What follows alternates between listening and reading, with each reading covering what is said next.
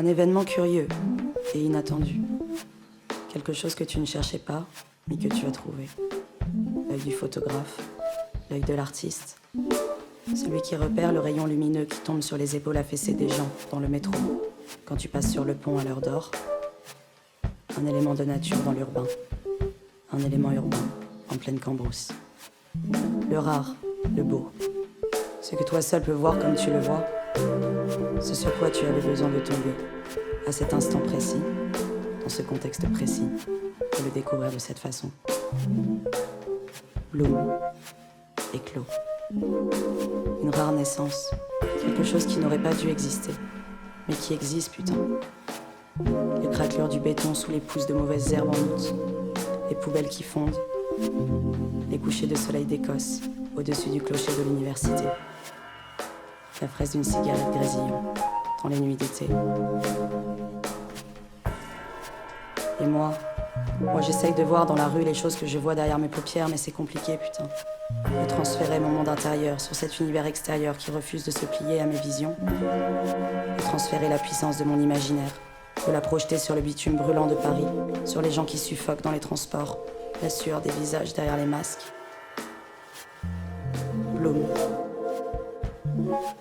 Derrière mes paupières et derrière mes sommeils, c'est des formes et des couleurs, des sons et des émotions qui n'ont pas de suite linéaire et logique, des événements et des ressentis qui se vivent bruts, dont les échelles et les ancrages réels ont disparu, s'ils n'ont jamais existé. Mais ici, je ne parviens pas à les projeter, alors je les crie, je les écris. Je tente de les verbaliser, mais... Bloom.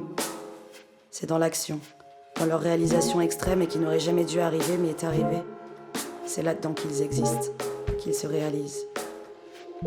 Alors je les tue, un à un, en tentant de les réconcilier avec un espace trop réel qui les écrase. J'attends une naissance. J'attends la formation d'une histoire. Mais la bouillie est tellement plus jolie que mon dessin sur la feuille et mes mots dans ta bouche. Je ne veux pas trop y penser. Ne prends pas en photo les couchers de soleil. Dans l'espace vide de derrière mes paupières, les plus belles fleurs continuent d'éclore, à chaque seconde. J'aimerais projeter toute la puissance de cet imaginaire dans ce monde-ci, et qu'il s'y épanouisse, comme il le fait dans mes rêves, bourgeonnant à travers le bitume.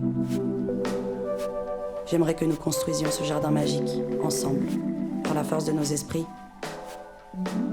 J'aimerais savoir comment tu parviens à réaliser tes visions, comment tu parviens à vivre tes rêves. Moi, les formes et les couleurs de mon esprit se meurent ici-bas.